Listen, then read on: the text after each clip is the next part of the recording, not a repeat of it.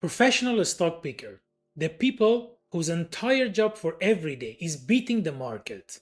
Most of them still lose it. Over the last 10 years, 97% of actively managed funds in Europe failed to beat their own benchmark. 97%. And it is not just Europe. In the US, 86% of large cap fund managers lost to the S&P 500 over the last 10 years. So, if the professional can do it, anywhere, what chance does picking your own stocks actually have? That's what this video is about. Not just index funds. The whole menu. What could you invest in and what actually makes sense? Hello, welcome back to ArashInvests. Last time we opened the machine. How actually buying works. Today, what should actually go inside it? Let's look at the real options. On one side, cash, saving accounts, and government bonds. Safe and low growth. You saw in the last video why safety alone is not enough.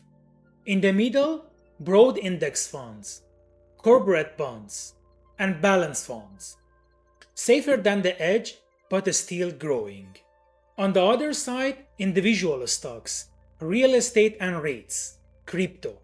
Higher upside and at the same time higher risk. Quick note on real estates. It is not actually safe. Listed REITs move about as much as the stock market, sometimes even more. What real estate gives you is not lower risk. It's a different risk. It doesn't move exactly with everything else. So here is the real decision most people actually face. Individual stocks or an index fund. An index fund holds hundreds of companies at once. One fails, it barely matters. Look at that. In 2023, the S&P 500 was up 26%. But a third of its own companies actually lost money that same year. A single stock is one bet. One company, one outcome. That's the whole difference. There is no luck or skill.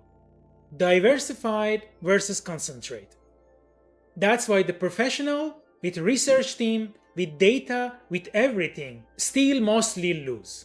They are picking one company at a time, same as you. In nature is the same pattern.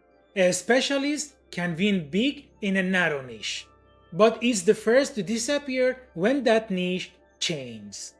A generalist survive more conditions. That's index funds, not exciting, just built to survive more conditions.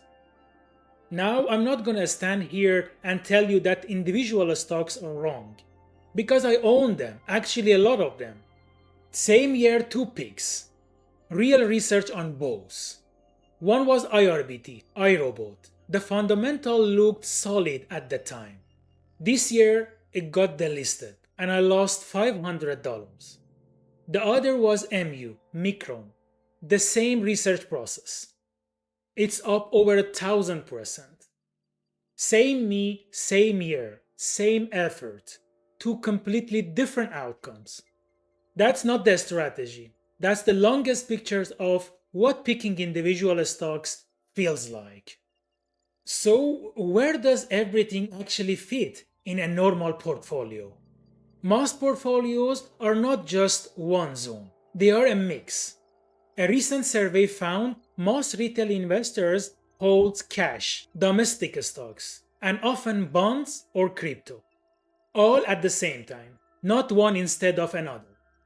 Add those numbers up and you'll get way more than 100%. That's not a mistake. That's actually the point. Most people don't pick just one. But one thing sits outside all of this and is worth saying clearly. Cash. Your emergency fund is not invested. It's kept aside and is ready when you're gonna need it. It's not part of this mix at all. Now the mix itself. Bonds matter more the closer you get to needing the money. Like retirement or having a house or a few years out of the work. REITs and real estate can add balance, not safety.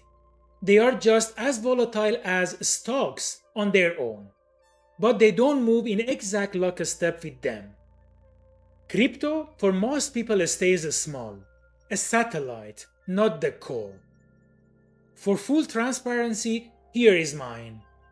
I didn't start aggressive. My first split was 80% ETFs and 20% crypto. Then it became 50% ETF, 30% individual stocks, and 20% crypto. I wanted more upside, so I took more risk. Today, it is flipped again, mostly individual stocks now. That's the opposite of what I just taught you. That's on purpose. I chose more risk for more possible upward. And yes, some people do beat the market.